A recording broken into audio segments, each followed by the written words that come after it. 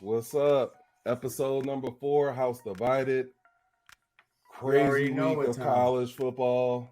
Thank y'all for joining us again. My name is Corey Hilliard. Of course, my main man right here, Brandon Hill, a.k.a. B. Hill. And, man, I am super excited. But, bro, before we start, please Y'all let already the know. viewers know. Y'all already know. Hit that like. Go ahead and subscribe. Hit that notification bell so you can be up to date on all our newest content. If y'all got any opinions, anything, go ahead and drop them down there in that comment box for me if you don't mind. Yes, sir. Man, this is a good one today. We definitely got some crow to eat today, though, Corey. Yeah, we do. Yeah, we need to learn how to pick spreads. We need to learn how to do all that because week 2, it showed us we were way off. Bro, in our defense, like tell me who picked Alabama beating Texas by 1 point, or even that have been a one score game. Nobody picked it, and if they did, they're lying out their teeth. Lying out their teeth. They're lying. You're lying. You're lying. You did exactly what we did. Yep. You picked a blowout. It didn't happen. No. But man, let's dive a little bit into this though. Let's kind of read between the lines, right? Let's do that. Okay, so 20-19, right? Yep. First glance of that, what's your honest opinion? First glance is I'm just gonna go out and say that I think Texas is better than what people thought. Now it's week 2. Offenses is still trying to work out the kinks. I just did not expect Alabama to look as sloppy as they did on offense. You know what I mean? And that surprised me. That shocked me. And the biggest question coming away from this, B. Hill, is Texas better than we thought? Or is Alabama not as good as we thought? And that's the underlying issue.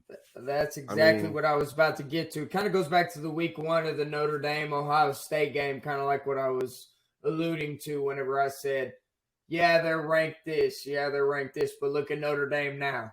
How quality of a win is Notre Dame now for Ohio State? Just right. One of my things there. I mean, man, Alabama had no receivers. None. Bryce Young was putting it on the money. I don't know how many times.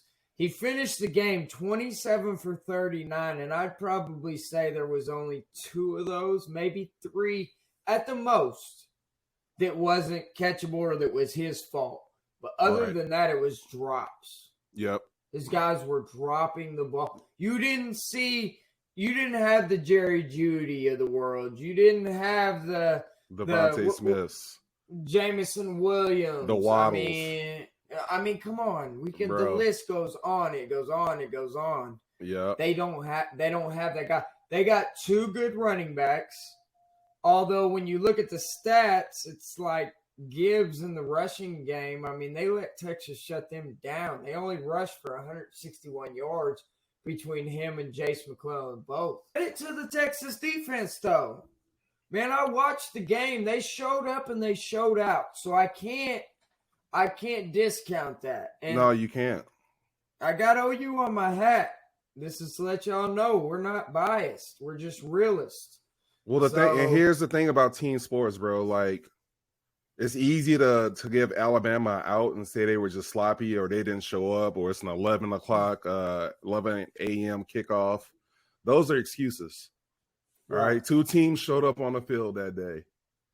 Right. Absolutely. One was heralded as the number 1 team in the country with a 20-point spread. The other one was lowly old Texas who can't figure themselves out. So I'm not going to sit here and give excuses to Alabama. Let me throw this one point, though. It's ranked number 1 based off of last year's success. Let's just be honest with each other. Yeah.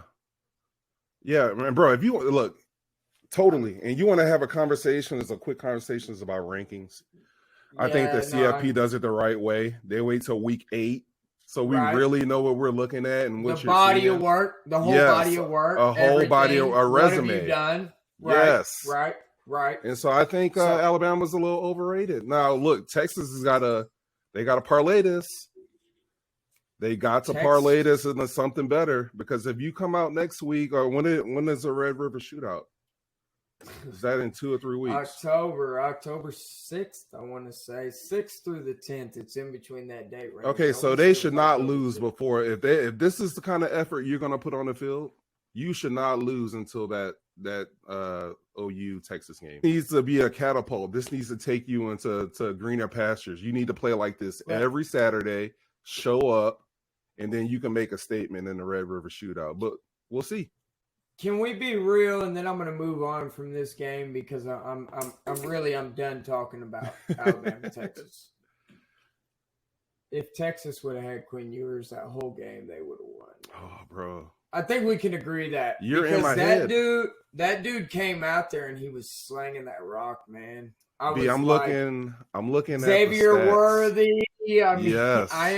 I am as well. I got him pulled up here right here. He was 9 of 12 for 134. The backup was 14 of 22 for 158.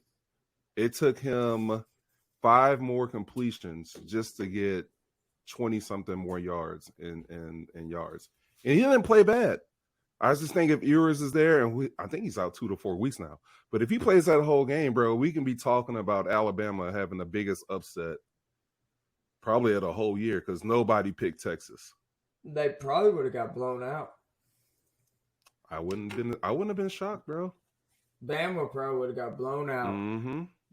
Well, you know what? There's no problem to it. The way that game started, man, and if Bama's offense would have kept playing the way that it did, how many 3-and-outs did Bama have, man? Oh my gosh, a lot. How many unforced errors, like those penalties, just they were killing themselves. And Nick Saban said it too. He said this was a rebuilding year, which I laughed at. I was like, there's no way this is a rebuilding year, bro. He also said that if Texas was in the SEC, they would be a top half team. He said that. He did. After the game? In his interview, in his press conference, he said if Texas was in the SEC right now, because they're going to be future opponents, right, they would be a top half team. That's coming from the man himself. He knows. Yeah. I mean, look. He knows way more than we do, that's for sure. Yeah. Kudos to Texas. Good job. It's one of those rare times that a team loses and gets into the polls. That's all I'm giving them, though, man. I ain't giving them nothing else. It's on to the Red River now, in my opinion, for them. That's their next big game on their schedule, and that's it. We'll touch on that in future weeks. Next game that I got, it was, quote unquote, your top game. It's supposed to be the highest rated one. This Florida versus Kentucky. We were wrong on our pick in this one. Yeah. We were wrong. So what's your opinions on this? I think and we can all be prisoners of the moment. I was definitely that with Richardson last week. They played a real SEC team. Kentucky did something that Utah cannot do. They went into the swamp and kind of manhandled them, shut down that offense for most of the game, held them to 16 points. They were looking confused. Richardson threw like one of the worst pick six. It was a miscommunication between him and the receiver, obviously. But absolutely. Are they like a top 4 SEC team right now? No. 5. Top 5 at best. Well, who else you gonna put in there? Well, I've got Georgia. You still got to have Alabama up there in that top 2 slot just because. Yeah, you can put Arkansas in there. Arkansas is my 3rd. Okay, that's my 3rd. And if you're going by the AP poll, the next highest ranked team is Kentucky. I guess I would have to say Kentucky then. Yeah, that's fair. That's absolutely fair. I'll give you that one.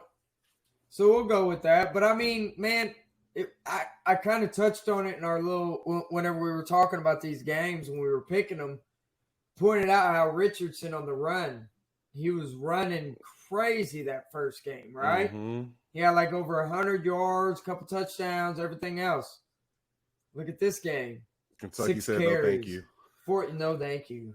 It's not happening. That little Heisman hype he had going on, yeah, that's be quiet. It's not happening. It's down the drains. It's a great win by Kentucky. Good job, Mark Stoops. Happy for him. You know, it's another Stoops brother, so all love for him over there. I should have picked it. That was one that we got wrong there, so we'll chalk that one up as a loss. It is what it is. And we got this Baylor BYU game. Ooh. Shoot. This one kind of hurt. This one hurt in all different aspects, just because not only that we picked the game as far as Baylor winning the game, but I mean, this makes the Big 12 look like trash. I mean, I guess it's a future Big 12 opponent. I guess it's worse for you than it is for me, because we're about to be SEC. Y'all still Big 12. So, like, the BYU basically handled the Baylor Bears in this game, man. Yeah. I mean, they handled them. That team will be in our conference next year, though. They're going to be a problem. They're going to be a problem. I'm already counting them as a Big 12 team because they're going to be in the conference. I know they're not playing a Big 12 schedule, but they just beat the highest ranked, what was the highest ranked Big 12 team. They were favored at home, and they won in overtime, and they covered. I mean, so for us, though. I was watching this because I ended up going to the OU game last night. I was watching this like on my way home from the OU game, and man, that quarterback from BYU, he's interesting. He's fun to watch. He was slanging that thing across the field, and against the Baylor defense that was heralded to be pretty good. It's Dave Aranda, everything else. Got to give shout out to BYU for not only covering the spread but getting the W at home. You know what I mean? Covering their home field. I second what you said about the quarterback. Whatever they're doing up there in BYU, man, they get good quarterback play. They've been doing it all the way back to Steve Young days. Yeah. That's a little nugget for people if they didn't know. This next game, man, this one was one of those ones to where I was like, this is a good, intriguing matchup. It was the Pittsburgh and the Tennessee game. Hooker, he played a good game. That guy right there, he's a sneaky good quarterback over there. I like the way that he plays. I like the way he looks. I mean, so he was 27 of 42, had 325 yards and 2 touchdowns and no picks. Mm-hmm. So then you had Cedric Tillman, the receiver for Tennessee, went off 9 for 162 and a tutty. Yeah. I mean, man, Tennessee basically just said, you're not going to get us 2 years in a row. It's not going to happen. They repaid him. They repaid him the favor. That atmosphere looked lit too, bro. They play at the Steelers Stadium, but it looked like a packed house. Obviously, Pitt being a high-ranked team coming off a big emotional win, and I was worried about that, the emotional letdown. But when you got a ranked SEC opponent coming in, you cannot not be ready to play, right? And I think they're ready to play. It went to overtime. It did. It did. Final in overtime, 34-27. Another thing that I was really happy about because it was a rough week for us in the spread department. Tennessee covered, man. We picked that one right, huh? They covered the spread, the -6. I mean, we were right on. So that was something that I was like, yay, we got that one. We got one right. It was a rough weekend for us as far as the spread is concerned. It was. But, I mean, other than that, though, man, that was a good win by Tennessee. That's about your 5th best team, SEC. Yeah, right now, yeah. 5th, 6th, right around in that category. You got to put Ole Miss up in there, too. Pretty sure Ole Miss is doing pretty good right now, if I'm not mistaken. Tennessee is 15th right now in polls that came out today. And Ole Miss is at? 20. Right there. So, right there. 5-6 range. I like that running back from Pitt, too. Abanikanda. I think that's how you say it. 25 rushes, 154 yards, 1 touchdown, along a 76. Did you see that run? He balled. No, he balled. Yeah. That dude was a baller. He's a monster. Future NFL back. Pittsburgh puts him in the league. So they still a sleeper for you in the ACC? Yeah, absolutely. Yeah. Absolutely, they are. Tennessee's not a bad team. No. Josh Heupel over there is the head coach now. Yeah, I got Pittsburgh as a sleeper. Okay. I mean, what has Clemson done that's just so special? Nothing. I mean, they 35-12 over Furman. Furman. Your face just now. That's all I gotta say. I mean, I know you played Kent State, but we'll get to that here in a little bit. But it's like, Yeah, Furman. it wasn't impressive. Furman. You know. Furman. Yeah. Okay. Kudos to Tennessee. Thank you for making us right. Absolutely. Thank you. Thank you. Thank you. Another game that we picked right, but we were off on our spread.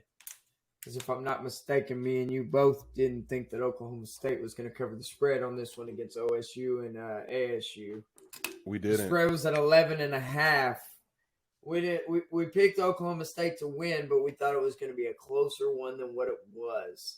I was very nervous. Me and you texted like a halftime, and we were just like, "What?" I was like, "What is OU doing?" And you hit me right back. What are y'all doing? You know what I mean? Like we were losing 3-0. It got to be like 10-3, and I was just real nervous the whole time. We wound up going to halftime 17-3, and then kind of put them away in the second half. But I knew that Baladay kid was going to be good. He had 21 carries, 118 yards, a tutty. The quarterback was 12 of 23, 223 yards and a tutty.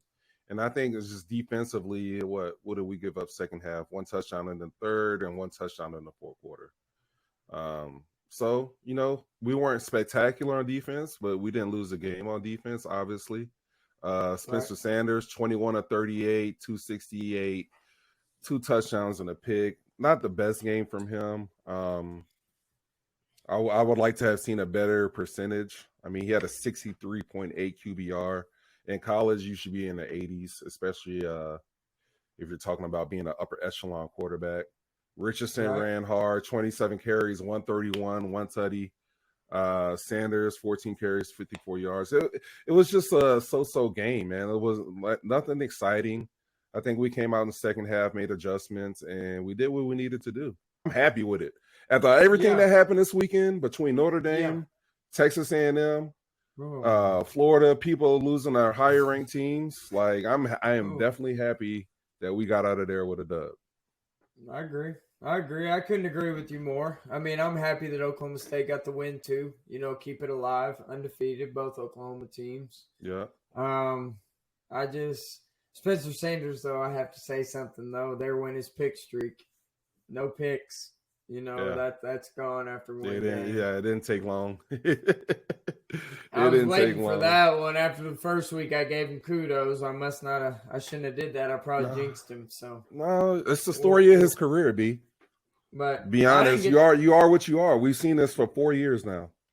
One game he's great. Next game, One game he's great. Next game, You know what I mean? Hey, there was a reason I was letting you go ahead and kind of talk about that game, because I was at the next game that we're going to talk about here, the OU versus the Kent State one. Yeah, it was on the ESPN Plus app. That's how you could have viewed it. It wasn't no primetime game or anything. It wasn't a primetime opponent, nothing else. But, I mean, Oklahoma, no, they didn't cover the spread. It was 33 points. They won 33-3.